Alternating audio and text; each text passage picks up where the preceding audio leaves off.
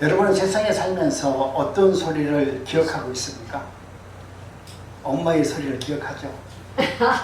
지금 돌아가셨지만 엄마가 만약에 꿈속에서 내 딸 누구야 이렇게 부르면 엄마 그래 얼른 따라갈 거 아닙니까? 그렇지 않나요? 세상에서 가장 기억하는 소리 중에 하나가 나의 부모님, 어머니, 아빠의 목소리, 그리고 또 손자, 손녀의 목소리. 그 소리는 우리가 잊어먹지 않아요. 그 소리를 들으면 힘이 나고 그 소리를 통해서 다시 한번 내가 살아있는 존재라는 것을 알게 됩니다.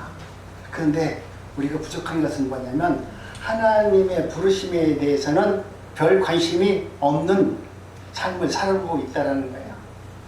우리가 진정으로 소리에 민감하는 것은 손녀가 할머니를 부르는 할머니 하는 그 소리가 우리는 너무나 좋잖아.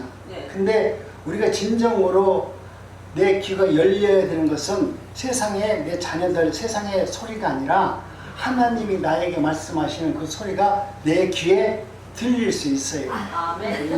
그 소리는 내가 내 손자나 자식들이 엄마 아빠 이렇게 부르는 소리로 들리면 얼마나 좋아요.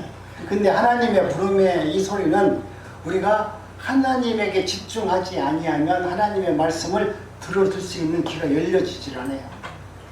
내가 하나님 앞에 택한 백성이 아니면 하늘의 소리를 듣지 못해요. 내가 하늘의 소리를 듣고 하나님의 소리를 들으려면 내가 먼저 하나님의 사람이 되어졌을 때 하나님의 소리가 선명하게 들려요. 그 믿음이 확실해질 때마다 하나님께서 내게 말씀하시는 레마의 말씀이 오늘 또 이렇게 말씀하시는구나 그렇게 알게 되는 것입니다. 성경을 보면 하나님께서 먼저 사람을 부르세요. 여러분도 하나님의 부르심을 기억하고 있습니까? 하나님의 부르심을 기억하고 있다는 것은 여러분에게는 큰 은혜를 받은 하나님의 택한 백성이 맞습니다. 하나님은 먼저 사람을 부르시고 부르심을 받은 사람을 통해서 그들이 순종함을 통해서 하나님의 나라가 어떤 나라인지 우리들로 하여금 보여주고 하나님의 나라를 선포할 수 있는 그리고 영광을 받으시는 은혜를 경험하게 됩니다. 그래서 하나님의 뜻이 우리가 순종하는 것만큼 하나님의 나라가 세상에서 열려지는 게 아니라 내 마음속에서 먼저 하나님의 나라가 그 뜻이 이루어지는 은혜를 경험하게 됩니다. 하나님이 내 안에서 그 말씀을 통해서 내 안에서 심령 천국이 이루어지고 하나님의 나라가 이루어지면 여러분 세상 것은 조금 하찮게 보이잖아요. 요즘 젊은이들이 명품백 들고 다니면 상대방이 싸구려 가방 들고 다니면 그 가방이 가치가 보여요? 아이고 저건 그거 가짜네, 저건 진짜 아니네, 내게 명품이네, 그러면서 다니잖아요. 그런 것처럼 여러분도 하나님의 말씀이 내 안에 들어오면 그 하나님으로 말미암아 내가 충만하면 세상의 가치가 안 보인다니까요. 아멘. 세상에서 나에게 무엇을 준다거나 또 무엇을 이루기 위해서 이렇게 해라, 돈을 이렇게 하면 벌 수 있다, 이렇게 하면 땅을 살 수 있다라고 하는 세상의 소리가 들리는 것이 아니라 하나님이 내게 말씀하시는 그 말씀이 내가 들려주는 것입니다. 그렇기 때문에 오늘 우리는 하나님의 은혜 가운데 신앙생활에 있어서 매우 중요한 두 가지 단어가 있는데 하나는 하나님의 부르심이에요. 여러분 부르심을 경험한 사람 손 들어보세요. 하나님이 나를 부르셨다. 하나님이 나를 부르셨다. 부르신 것을 경험하고 부르신 것을 감사합니다.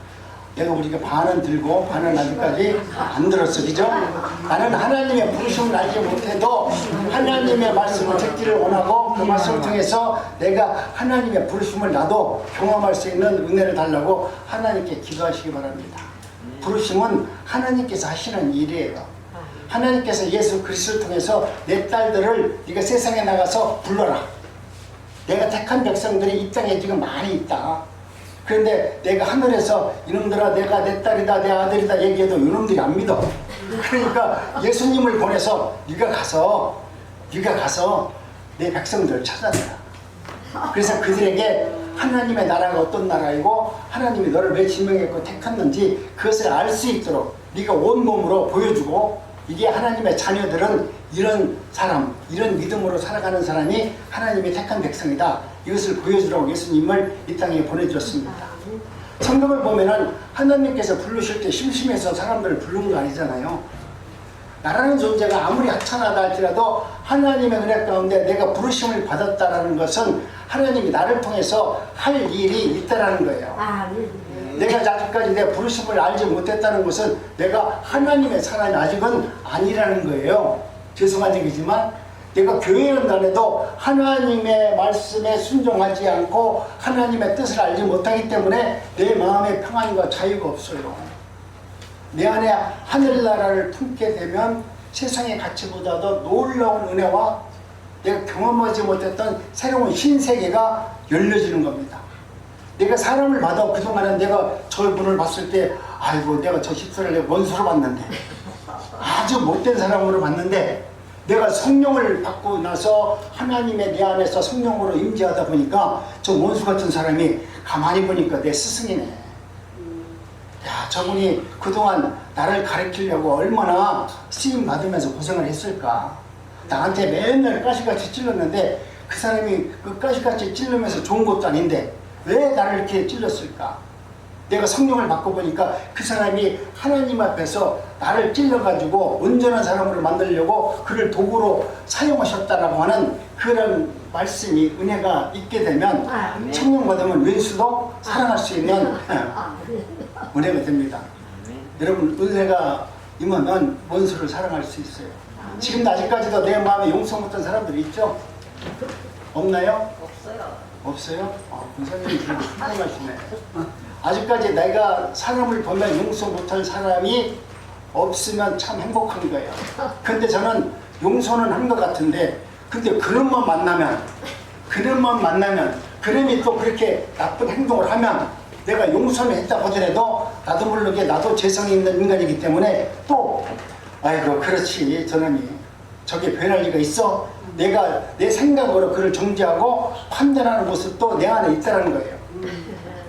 안 보일 때는 눈에 안 보이니까 그래 하나님의 말씀대로 내가 용서한다 사랑한다 할 수 있어요. 근데 내가 눈앞에 보이고 내 눈앞에서 하는 행동이 옛날의 모습으로 변하지도 않고 나는 너를 사랑하고 너를 용서하려고 끊임없이 기도했는데 그 기도한 보람은 하나도 없고 하는 행동은 옛날과 똑같은 모습으로 살고 있다면 나도 모르게 화가 나죠. 맞아요. 네? 시험도 들고요. 그게 남이라고 하면 남남이라고 그러면 아이고 원수니까 내가 안 보면 그만이지만 그게 형제라면 그게 부모라면 그게 자식이라면 이거 보낼 수도 없고 안 볼 수도 없고 얼마나 답답해요. 그런데 오늘 우리가 내 안에 성령이 임하면 그를 바라보는 눈이 긍휼로 바뀐다는 거예요. 내가 그를 전도하고 그를 사랑하고 그를 하나님의 은혜 가운데 하나님의 백성으로 만들려고 하면 내 마음에 그렇게 원수 같은 놈을 긍휼하는 마음으로 그를 바라볼 수 있어야 돼요. 아멘. 아이고 저 원수 저거 옛날에는 뭐 아무만 봐도 안 돼. 내가 기도해도 안 돼. 내가 별짓 다 해봤다. 아주 다 해봤는데 저 인간은 안 돼.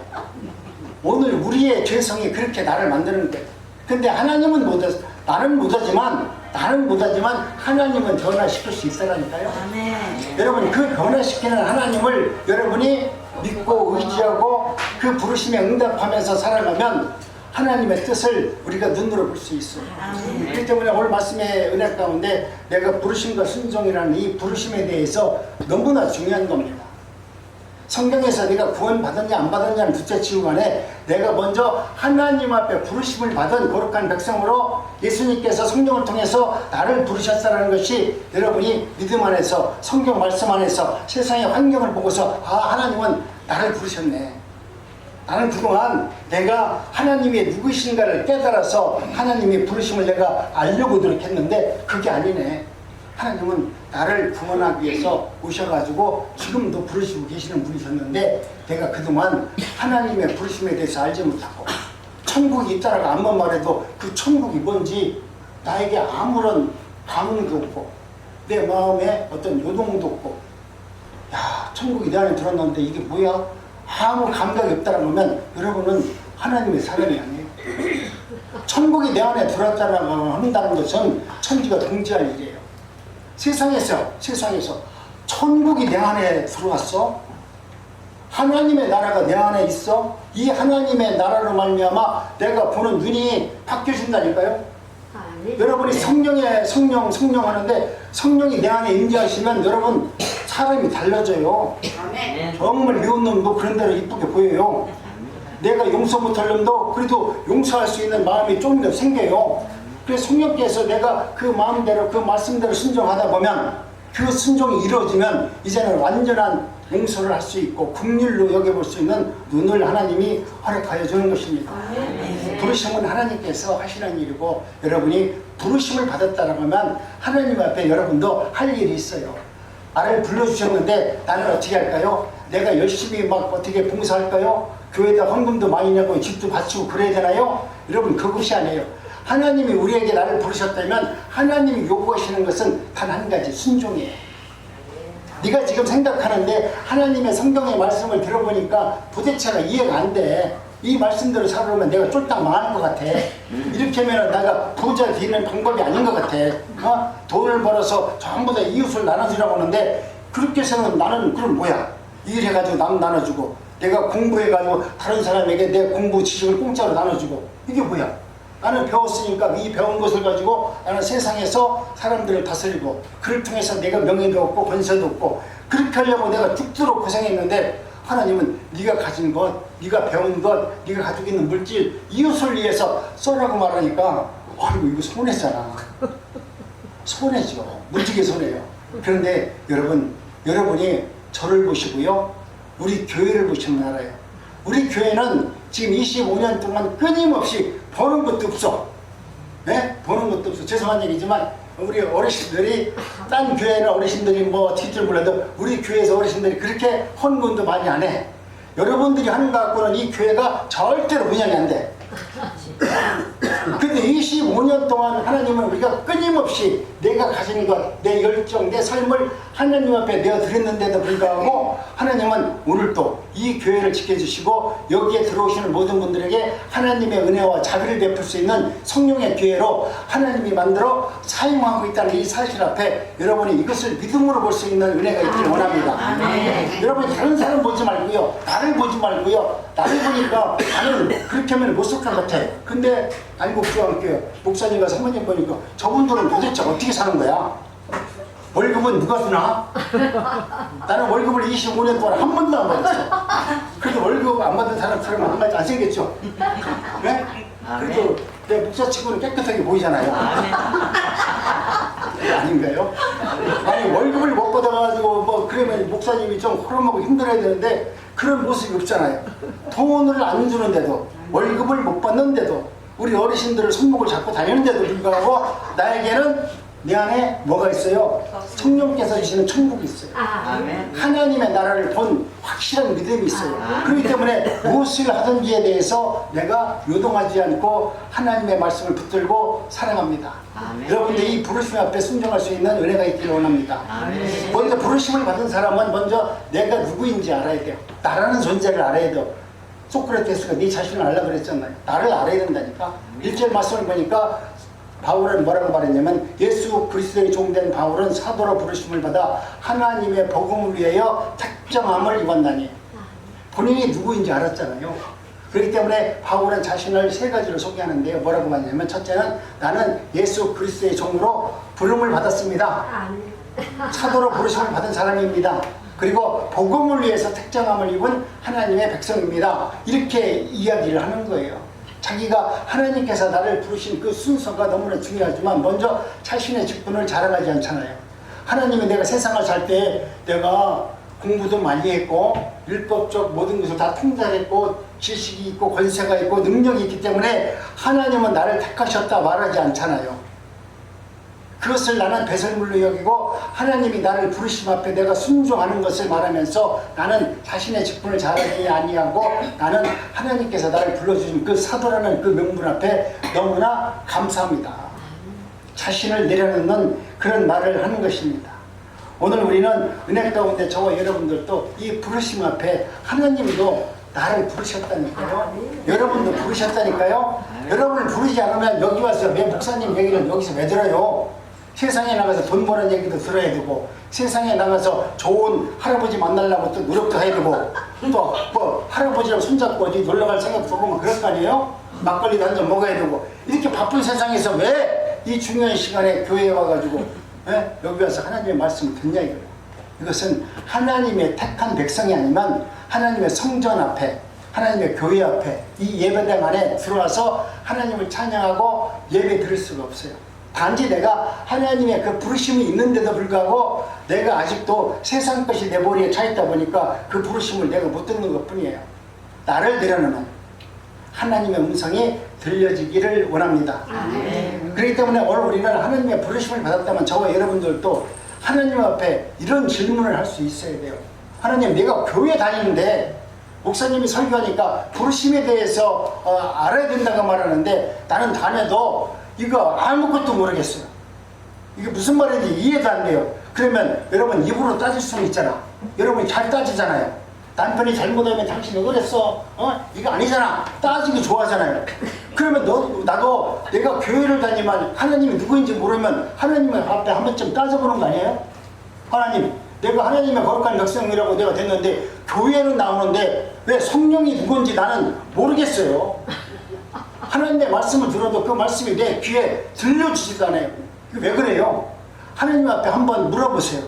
내가 하나님 앞에 이렇게 내 자신에 대해서 내 정체성에 대해서 물어볼 수 있는 사람은 하나님의 나라에서 거룩한 백성으로 살기를 원하기 때문에, 하나님의 뜻대로 살기를 원하기 때문에 하나님 누구세요? 좀 알려주세요.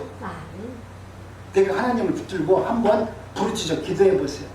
하나님, 기도 못하면 하나님 누구세요? 제발 좀 나 좀 만나주세요. 나는 하나님을 만나면 내가 믿음 생활 잘할 것 같아요. 교회를 그렇게 다녀도 하나님이 나를 부르시고 택한 것에 대해서 나는 확신이 없어요. 그렇기 때문에 오늘 만나서 천국이 무엇인지 지옥이 무엇인지 이것 좀 알게 해주세요. 여러분이 기도할 제목은 그거예요. 아까 손 안 들으신 분들은 아까 손 들은 분들은 이미 천국이 뭔지 지옥이 뭔지 알기 때문에 굳이 손 들어가지고 하나님께 따질 필요 없고, 내가 아직까지도 천국이 무엇인지 지옥이 무엇인지 내 마음속에서 감흥이 없다라고 하면 손 들고 하나님 앞에 한번 따져보세요. 하나님 어디 계세요? 좀 나 좀 만나주세요. 저도 처음에 하나님께 그런 기도했어요.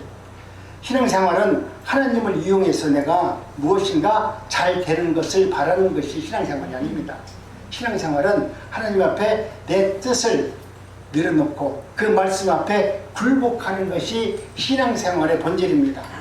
오늘 우리는 하나님의 은혜 가운데 이와 같이 내 뜻을 내려놓고 하나님의 말씀 앞에 순종할 수 있는 그 믿음으로 살아가는 자가 하나님께서 주시는 부르심을 입은 거룩한 성도입니다. 그래서 바울 사도는 갈라디아서 2장 20절에서 이렇게 말씀합니다. 시작. 내가 그리스도 안에 십자가에 못 박혔더니 그런즉 이제 내가 자기 것은 아니요 오직 내 안에 그리스도께서 사신 것이라. 아멘. 아이고, 이 사도 바울은 얼마나 나쁜 놈이었냐면 예수님을 믿는 사람들을 아주 핍박했어요. 교회를 핍박했고요. 성도들을 잡아서 어떻게 하면 감옥에 보낼까 아주 독한 놈이었어요. 자신의 의로. 나도 하나님을 믿는 사람인데 내가 예수를 믿는다고 하는 그들이 하는 행동은 내가 알고 있는 신앙으로 보니까 이놈들은 이단자들이야. 도저히 내가 용서할 수 없어. 그래서 바울은 교회를 핍박했던 성도들을 또 교회를 다니는 자들을 잡으려고 다메섹 도상에서 주님을 만나러, 아니 그 백성들을 성도들을 잡으러 가는 과정에서 하나님 예수 그리스도를 만나요. 근데 거기서 중요한 것이 똑같은 얘기예요. 오늘 또 설교를 듣는데 여러분이 하나님의 말씀으로 듣는 사람이 있고, 그냥 목사님이 그냥 세상 얘기같이 그냥 성경을 그렇게 얘기하는 것보다 듣는 사람이 있어요. 근데 지금 여기서 중요한 말을 하는 것은 뭐냐면, 바울이 걸어가는, 말 타고 가는 사람 중에서 수많은 사람이 있는데 바울이 하나님 예수 그리스도의 말을 들었다는 거예요.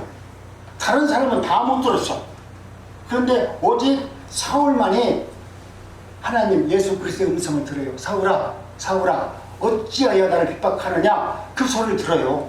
그런데 더 중요한 것은 그 소리를 들었을 때 그 소리를, 야 이거 뭐 귀신 신하라고 까먹는 소리냐, 이렇게 하지 않고 그 소리를 하나님의 음성으로 들었다는 거예요.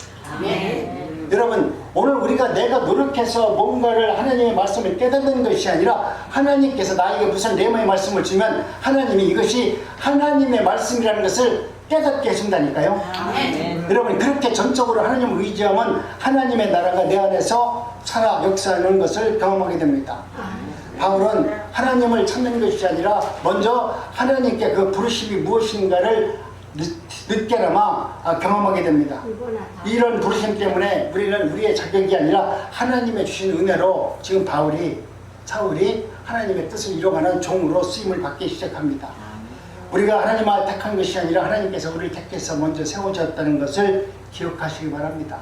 나를 부르셔서 그래서 내가 지금 알지 못해도 교회로 오게끔 발걸음을 인도해 주셨네. 하나님 감사합니다.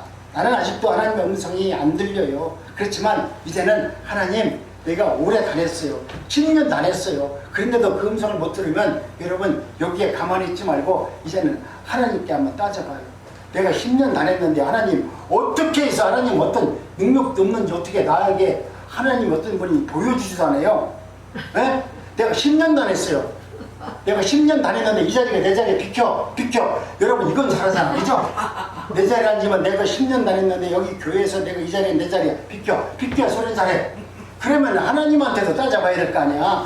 내가 10년 교회 다녔는데 왜 하나님은 하나님이 누구이신가 보여주지 않으세요? 하나님께 따질 건 안 따지고 괜히 세상 사람들한테 옆에 있는 사람 시험 들게 내 자리다 그러면서 가라 이 소리는 잘하잖아요. 그 소리 안 해요? 제가 볼 때 몇 분은 그렇게 하는 분도 혹시 계실 수 있어요. 앞으로는 하나님의 은혜 가운데 바울과 같이 내가 택함 받은 거룩한 하나님의 백성입니다 라고 생각합니다. 그렇기 때문에 오늘 우리도 저와 여러분도 내 가슴에 손을 나도 한번 올려보세요. 한번 올려보세요. 내 인생의 주인은 누구인가? 따라서 시작. 내 인생의 주인은 누구인가? 내 생각인가? 내 욕심인가? 내 세상인가? 아니면 예수 그리스도인가? 아멘. 여러분 그리스도인은 순종, 여기에 하나님의 은혜로 믿음으로 시작하는 능력이 있습니다. 내가 이것을 인정하고 내 인생의 주인이 누구이신가에 대해서 확실히 알게 되면 그분의 말씀대로 순종할 거 아닙니까? 우리는 옛날서부터 노예니 종이니 이런 거 싫어하지만 우리는 하나님의 거룩한 백성 가운데 사도 바울은 종된 사도 바울은 하나님의 그 부르심 앞에 나는 그리스도의 종입니다. 종으로 사는 것이 나는 행복합니다. 왜?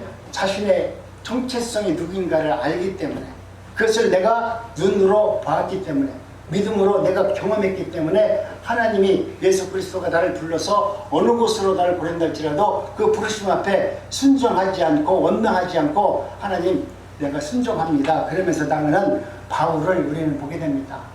바울의 전도 여행은 지금 우리가 생각할 때 여기서 아프리카 전도 여행 간다고 하면 전도하러 간다면 아이고 자기가 공항에 가서 빠이빠이 하면 우리가 그 선교사님을 아주 그냥 죽으러 간다고 생각하지 않잖아요. 야 고생은 하더라도 가서 복음을 전하는 우리 선교사님이다 이렇게 생각하지만 바울이 그 당시 살아왔던 그 세상에서는 자기 시족과 자기 부족을 떠나서 이방인들과 같은 복음을 증거한다는 것은 그들이 믿고 있는 토속적인 신앙이 있는데 그 신앙을 부정하고 하나님의 나라 예수 그리스도의 복음을 증거한다는 것은 뭐냐면 죽음을 내놓는 거예요. 하나님의 일을 하는 사람들의 삶 속에서 우리는 바울을 닮기를 원합니다. 바울의 신앙을 나도 본받기를 원합니다 라고 하는 분들이 많은데 우리는 바울이 그렇게 열심히 해서 그렇게 훌륭한 사람이 된 게 아니에요. 바울을 그렇게 이방인으로 세워서 죽음을 무릅쓰고 이방인에 나가서 복음을 증거할 때 그 생명을 지켜주고 매를 맞고 파산하고 죽을 고비를 수없이 넘기는 과정 속에서도 바울을 바울로 만들어주신 하나님의 종으로 만들어주신 하나님을 우리가 의지하고 하나님을 바라보면 저와 여러분들은 하나님의 뜻 가운데서 승리할 수 있습니다. 바울은 사도로 부름을 받았습니다. 본문을 말씀합니다. 사도로 내가 부름을 받았다.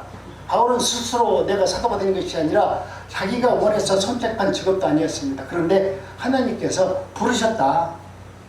사도행전 9장을 보면 바울은 원래 예수님을 믿는 사람을 핍박했던 사람이 아니었어요. 그런데 주님이 바울을 찾아와서 일방적으로 만나주셨어요.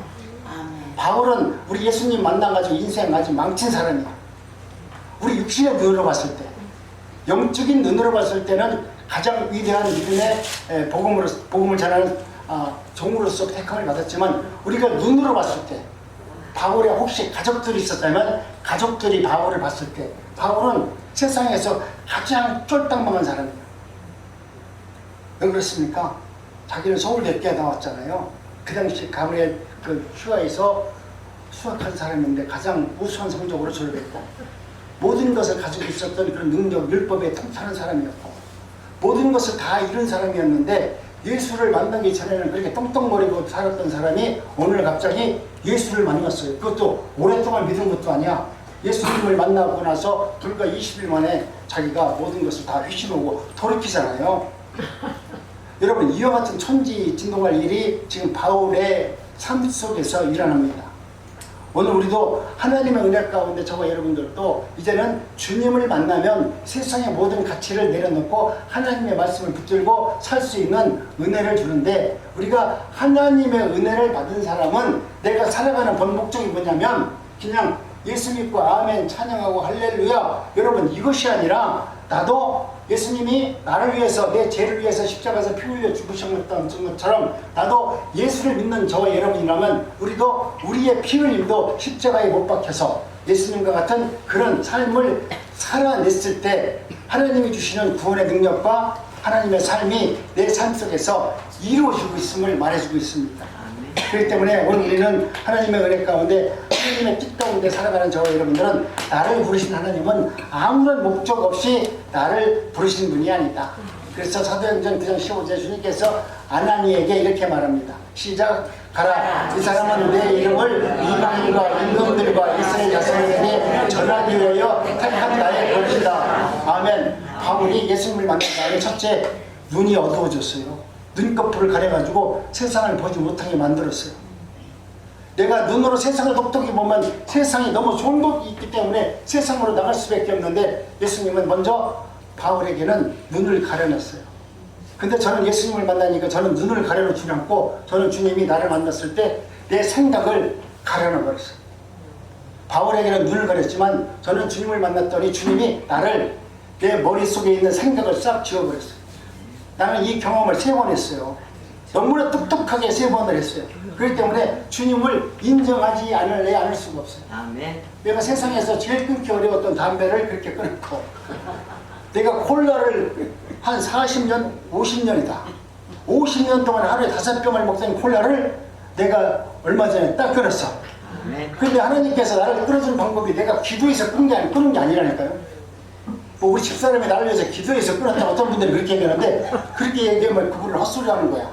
주님은 나를 고쳐주는 분이지, 최정희 씨가 기도해야 된다고 해서 나를 갖다가 구원해주고 나를 복전사람으로 만들어주고 나 담배를 끊어주고 내가 뭐 목사 되는데 기도해가지고 목사 되고 이거 아니에요. 저분은 자기 혼자 자기의 믿음으로 한 것 뿐이야.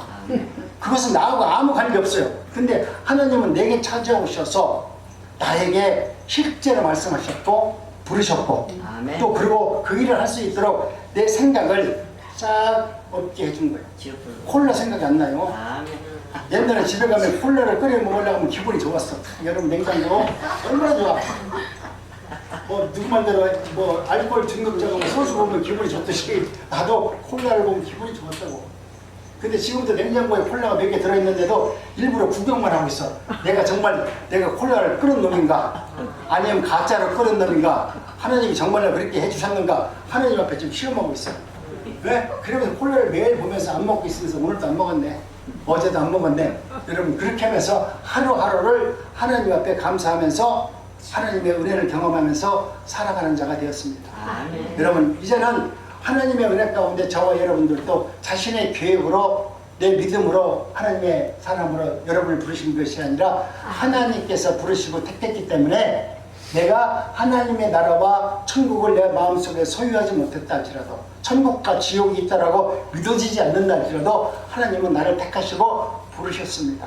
언젠가는 반드시 그것이 내 마음속에 내 믿음 속에서 실체로 나타나서 세상을 이기고 환경을 이기고 내 육신의 고통을 이길 수 있는 그 능력으로 복음으로 나에게 다가올 줄로 믿습니다. 아멘. 바울은 자신의 복음을 위해서 택정함을 입었다 이렇게 말씀을 해요. 택정함을 입었다는 것은 하나님께서 그렇게 나를 부르셔가지고 하나님은 그런 일로 인해서 택하셨다 이 말입니다. 그래서 에베소서 2장 10절에 이렇게 말합니다. 시작. 우리는 그가 만드신 나라 그리스도 예수 안에서 선한 일을 위하여 지음을 받은 자니. 아멘. 오늘 주님께서 우리를 부르셨다면 예수, 내 건강도 나눠주고 내 지식도 나눠주고 내 돈도 나눠주고, 여러분 나눠주는 사람이 복이 있어요. 근데 여러분이 그렇게 하나님의 나라를 위해서 헌신하고 쓴 것만이 천국에서는 그것을 네가 나를 위해서 사용한 돈이라고 인정해 줍니다. 그렇기 때문에 내가 자식한테 아무리 유산을 많이 남겨줘도 우리 하나님이 너 잘했다, 네 자식한테 잘 키웠다, 하나님 말하지 않네요. 여러분이 정말 하나님의 은혜 가운데 선한 일을 하기 위해서, 하나님의 나라와 그의 의를 위해서 사용할 수 있는 그런 삶을 살아냈을 때 하나님은 여러분 기뻐하는 것입니다. 그러므로 아까도 말씀했듯이 하나님에게 물어야 됩니다. 하나님, 왜 나를 구원하셨습니까? 내가 이렇게 돈 버는 것 같다가 이걸 갖다 이웃에 나눠주라고 나를 구원했습니까? 한번 따져보자고요. 하나님, 왜 나를 이렇게 작은 난곡중앙교회에 왜 보내주셨어요? 기왕이면 나도 좀 큰 교회도 보내주고 멋지게 좀 이렇게 좀 보내주시. 하나님께 한번 따져보려고요. 왜 이렇게 작은 교회도 보내줬어요? 그리고 내가 하나님, 그렇다면 이 난곡중앙교회에 와서 내가 어떤 믿음 생활하기를 원하십니까? 하나님께 한번 물어볼 수 있는 여러분 담대한 믿음이 있기를 원합니다. 여러분 믿음이 없으면 이 말씀을 물어보지 못해요. 내가 하나님 앞에 이렇게 물음을 묻는다는 것은 내가 믿음이 있기 때문에 하나님 앞에 그렇게 물을 수 있는 겁니다. 아멘. 이 질문하는 사람이 부르심을 아는 사람이라고 성경은 말합니다. 부르심의 목적은 하나님께서 복음을 전하기 위해서 택한 백성이기 때문에 우리를 부르셨다 이렇게 말씀합니다. 그래서 1절 후반부에는 하나님의 복음을 위하여 나를 택정함을 입었나니 이렇게 말합니다. 바울은 자신이 하나님의 복음을 위해서 택함을 받은 사람이다라고 확실하게 믿고 있습니다. 그는 세상의 성공이나 출세 혹은 명예를 위해서 하나님이 나를 부른 것이 아니라 오직 그리스도의 복음을 전파하기 위해서 나를 부르셨습니다. 그 부르심 앞에 얼마나 대담합니까? 지금 우리나라 사람들, 우리 목사님들 맨날 얘기하지만 북한에 가서 뭐 이렇게 누구를 구해야 됩니다. 이슬람의 국가에 가서 복음을 증거해야 됩니다. 여러분, 이슬람 국가 가서 우리나라 선교사님 가서 그렇게 복음 전하는 분이 없어요. 그러면 지금 이 시대에 바울로 말하면 이슬람 국가에 가서 당당하게 그 코란 성전 앞에서 예수 믿으라고 이야기하는 바울이에요. 그런 담대함이 있었기 때문에 하나님은 그 생명을 지켜주셨고, 그를 통해서 하나님의 나라가 어떤 나라인지를 세상 많은 사람들이 보게 하셔서 하나님께 영광을 돌리는 삶을 살아내기 위해서 바울을 택하셨다고 말합니다. 복음은 사람이 만드는 것이 아니에요. 바울이 만드는 것도 아닙니다. 교회가 만들어낸 종교적 사상은 더더욱 아닙니다. 그렇기 때문에 성경은 분명하게 우리에게 말합니다. 예수 그리스도의 복음, 이 복음을 여러분이 믿음 안에서 알고 깨닫고 진리 가운데 살아가기를 원합니다. 복음의 주인은 누구요? 예수님이세요. 복음의 계획도 누가 세우셨나? 예수님께서 모든 것을 세우셨어요. 복음의 성취도 예수 그리스도께서 이루십니다. 복음의 중심에는 언제나 예수 그리스도가 우리에게 계시는 것을 여러분 믿으시기 바랍니다. 그러므로 교회의 세상에 전할 가장 중요한 것은 사람의 철학이나 성공적 간증이나 내가 이렇게 해서 뭔가 이뤘다라고 하는 개인적 성공 방법을 이야기하는 것이 아니라 오직 예수 그리스도의 복음만 증거하면서 살아내시기를 바랍니다. 그래서 바울은 로마서 1장 16절에서 이렇게 말씀합니다. 시작. 내가 복음을 부끄러워하지 아니하노니 이 복음은 모든 믿는 자에게 구원을 주시는 하나님의 능력입니다. 아멘. 여러분, 교회는 복음을 부끄러워해서는 안 됩니다. 교회가 하나님의 복음을 증거하는 데 있어서 세상 사람들을 바라보고 성도들을 입맞춰 가지고 성도들의 입맞는 설교를 할 수 있는 교회면 여러분 빨리 문을 닫아야 돼요. 교회는 오직 복음만 선포하고 그 복음이 전파되었을 때 성도님들이 시험을 듣던 은혜를 받던 그것은 하나님께서 하시는 일이기 때문에 오늘 우리에게 주신 레마의 말씀을 끊임없이 복음으로 증거할 수 있는 교회가 되어야만 되는 것입니다. 그리고 성도는 복음을 부끄러워하지 말아야 됩니다. 내가 교회 다닌다는 거, 특히 우리 할머니들이 이번 조금 있으면 또 추석 명절 되잖아요. 자녀들 앞에 가가지고 나 교회 다닌다, 그거 말하기 힘들어요. 근데 어느 며칠 전에 내가 간증을 받더니 30년 동안 자기는 교회의 권사인데, 집사인데 자기가 종손의 며느리인데 30년 동안을 명절 때 하던 1년에 15번 제사가 있대요. 근데 그 15번 제사를 한 번도 빼놓지 않고 누구보다 정성껏 잘 드렸대요. 자기는 권사인데, 그래서 교회는 다녔는데, 그런데 나중에 그 시어머니가 돌아가시면서 전에 이야기를 하더래요. 야, 고맙다. 너는 예수 믿는 사람인데 어떻게 그 조상들에게 제사를 지내면서 한 번도 짜증 안 내고 그렇게 제사를 지내줘서 너무나 고맙다. 내가 오늘 자녀들 앞에서 너에 대해서, 내 고마움에 대해서 내가 이야기하겠다. 그래서 죽기 전에 자녀들 다 불러놓으면서 지금 이 며느리가 30년 동안 이 종부가 한 번도 싫다고 하지 않고 모든 제사를 1년에 15번 지냈는데, 그런 하나님을 믿는 내 며느리라면 이 며느리가 믿는 하나님을 너희들도 믿어야 된다. 오늘서부터 제사 없다. 아멘. 내 며느리가 그동안 하나님으로 섬겼던 그 하나님을 너희들이 꼭 믿기를 바란다. 그러면서 오늘서부터 제사를 있던 모든 것은 다 불태워버리고 내가 죽어도 절대 제사 지내지 말라. 여러분, 그래서 그 가족이, 그 가문이 전부 다 여러분 구원을 받았다는 거예요. 아멘. 그 말이 나는 맞는 것 같아요. 죄송합니다만 우리 최정희 사모 얘기를 한번 내가 할게요. 최정희 사모가 옛날에 사업할 때 어느 날 명절날 제사를 지내라고 하니까 제사 안 지내고 도망가 버렸어요. 왜 도망갔냐 했더니 보따리 쪽에 차비 들고서 저 순봉원기 어디 오산리로 금식기도 간다고 제사 안 지낸다고 도망가 버렸어. 그랬더니 그 도망가서 자기는 자기의 믿음을 위대하다고 생각하고 나는 믿음을 지켰다라고 얘기하는데, 그로 인해서 지금 내 동생은 예수를 절대 안 믿어요. 오늘 이 할머니, 이 권사님 같이 내가 예수를 믿는데도 불구하고, 여러분도 마찬가지. 만약 그런 일이 있다라면, 그런 잘못된 일이 있다 할지라도 내가 그들과 교제하는 이상, 그들과 관계가 있는 이상, 여러분 그것을 깨는 것이 중요한 것이 아니라 그들에게 감동을 주고 내 몸에서 흘러나가는 예수 그리스도가 누구인지를 나를 통해서 알게 하는 것이 여러분 중요하다는 거예요. 아멘. 이런 삶을 살아낼 수 있는 은혜가 있기를 원합니다. 그렇기 때문에 오늘 저와 여러분들은 이 구약과 신약은 서로 분리된 성경이 아닙니다. 이제는 하나님께서 이 땅에 오셔서 하나님의 말씀 가운데 저와 여러분들이 이 부르심 앞에 어떻게 순종하면서 살아야 될지에 대해서 말씀하고 있는 것입니다. 오늘 우리는 이와 같은 은혜 가운데 창세기부터 하나님께서는 구속의 약속을 우리에게 하셨고, 그 하나님께서 우리를 부르셨기 때문에 이제는 하나님이 나를 통해서 이루시고자 하는 선하신 뜻을 우리 여러분 이룰 수 있는 은혜가 있기를 원합니다. 부르심을 받은 사람에게는 필요한 것이 순종이라고 말합니다. 다시 한번 우리가 1절로 돌아갑니다. 바울은 부르심을 받았습니다. 다메섹에서 하나님이 누구이신가를 만났고, 그를 통해서 하나님의 뜻 가운데 순종할 수 있는 믿음을 얻었습니다. 오늘 우리도 하나님의 은혜 가운데 날마다 하나님, 나를 통해서 하나님께서는 무엇을 이루시기를 원하십니까? 이런 질문이 중요합니다. 나도 설교할 때마다 설교가 술술 풀릴 때가 없어요. 하다 보면 설교가 탁 막힐 때가 있어요. 그러면 하나님, 왜 나를 불러놓고 왜 이 설교하는데 이 말씀도 깨닫지 못하게 해서 내가 설교 어떻게 합니까? 이 말씀을 깨달을 수 있는 지혜 주세요. 나는 하나님만 의지합니다. 그러고 나서 설교를 갖다가 나는 덮어버려요. 덮어버리고 나서 그 다음날 되면 또 하나님께서 그 말씀을 깨달을 수 있는 은혜를 주는 거예요. 내가 오늘 모든 것이 안 된다고 해서, 모든 것이 다 막혔다고 해서, 모든 것이 절망 가운데 있다고 해서 여러분 절망하지 마시고, 그 절망이 아니라 오히려 그 절망을 통해서 하나님이 누구이신가를 알게 해주시는 그 은혜를 경험해야만이 내 믿음이 점점 쌓이는 거예요. 아멘. 내가 그런 경험도 없이 내가 기도할 때마다 딱 고쳐주면 우리 하나님은 뭐 무당이지, 그죠?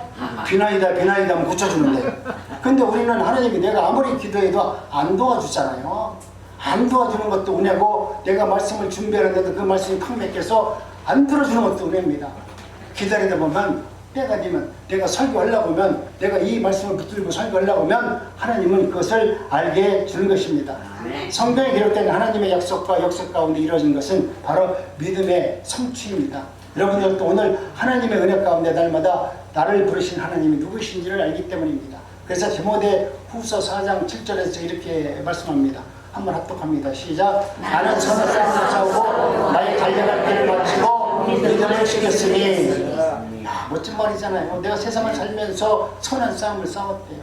내가 하나님의 말씀대로 살면서 선한 싸움을 싸웠는데, 그것이 내가 바울이 말할 때 이 말이 힘들었을까? 아니면 내가 선한 싸움을 한 것이 그 흔적들이 내 죽음을 맞이할 때 얼마나 그것이 영광으로 나타날까. 내가 세상에서 고생하면서 지금 내가 선한 싸움을 다 싸우고 지금 예수님과 같이 로마에서 십자가에 이렇게 달려가지고 죽는 바울에게 그 마음과 그 생각 속에서 하나님, 나는 그래도 주님이 주신 말씀과 주님이 주신 은혜와 주님이 내게 계시해 준 하나님의 나라가 내 안에 들어있기 때문에 나는 선한 싸움을 싸웠어요. 지금 십자가에 죽는 그 바울이 괴로웠을까요? 내가 볼 때는 행복했을 것 같아요. 아멘. 내가 이렇게 하나님의 말씀에 온전히 순종해서 죽음으로 말미암아 내가 글로서는 이 글을 읽어본 백성들이 하나님의 나라가 어떤 나라인지를 알 것이다. 훗날 이것이 복음으로 증거되고 하나님의 나라 안에서 말씀으로 살아 역사할 거라고 생각하면서 내가 십자가에서 지금 이들은 아무것도 몰라서 나를 죽이지만 내가 죽음으로 말미암아 오히려 예수의 복음이 선명하게 똑똑하게 능력으로 나타날 것이다. 아멘. 마지막 인생을 그렇게 마감하는 우리 바울을 우리는 보게 됩니다. 그렇기 때문에 오늘 우리도 하나님의 은혜 가운데 한번 우리 은혜 가운데 나도 결론적으로 하나님이 누구신가를 한번 생각해 보는 것입니다. 오늘 네 가지를 기억하시기 바랍니다. 첫째는 예수 그리스도께 내가 속한 사람인가? 정말 예수님에 속한 사람인가? 하나님이 나를 부르셨는가? 여기에 대한 확실한 대답을 얻을 수 있는 은혜가 있기를 원합니다. 아멘. 바울 사도는 예수 그리스도의 종이라고 당당하게 고백했습니다. 오늘 우리의 삶의 주인도 바로 예수 그리스도임을 믿으시기 바랍니다. 아멘. 두 번째는 하나님의 부르심의 목적이 있습니다. 바울은 하나님의 복음을 위해서 나는 택정함을 입었다. 우리도 목적 없이 구원받은 하나님의 백성이 아니에요. 오늘 우리를 구원하시고 우리를 택하셨다면 하나님은 나를 통해서 지금 내가 무엇을 해서 내 눈으로 보는 영광이 아니라 할지라도 내가 하나님의 말씀에 순종하면 내 후손, 내 자식, 내 손자 아니면 그 손자가 우리 할머니의 기도로 할머니의 소원을 하나님께서 이루어 주셔가지고 우리들로 하여금 표적으로 삼을 수 있는 은혜가 있게 되기를 원합니다. 아멘. 세 번째는 복음의 중심에는 예수 그리스도가 있습니다. 예수 그리스도께서 성경에 약속하셨고 다윗의 혈통으로 따라 육신으로 오셨으며 죽으셨다가 부활하셨습니다. 오늘 우리는 십자가 복음이 얘기하지만 여러분 십자가 복음이 완성이 아니라 복음의 완성은 부활에 있습니다. 예수님이 부활이 없으면 십자가 복음 이거 복음도 아니에요. 아무것도 아니에요. 그러나 예수님께서 십자가에서 부활하심으로 말미암아 십자가 복음 부활의 복음이 아름답게 완성된 겁니다. 네 번째 부르심을 받은 사람들에게 필요한 것은 순종이라고 말했습니다. 하나님께서 나를 부르셨다면 하나님 내가 여기 있나이다. 주님 저 여기 있어요. 저에게 말씀하세요. 제가 듣기를 원합니다. 이렇게 여러분 내가 하나님과 친밀한 교제를 통해서 하나님의 말씀을 듣기를 즐겨하고 그 말씀 앞에 순종하기를 즐겨하는 저와 여러분들의 삶이 되어지시길 간절히 원합니다. 오늘 말씀의 제목은 부르심과 순종이었습니다. 부르심과 순종을 통해서 저와 여러분들의 삶이 충만해지고 행복해지고 감사로 이루어지는 복된 날들이 날마다 이루어지기를 주님의 이름으로 축복합니다. 기도합니다.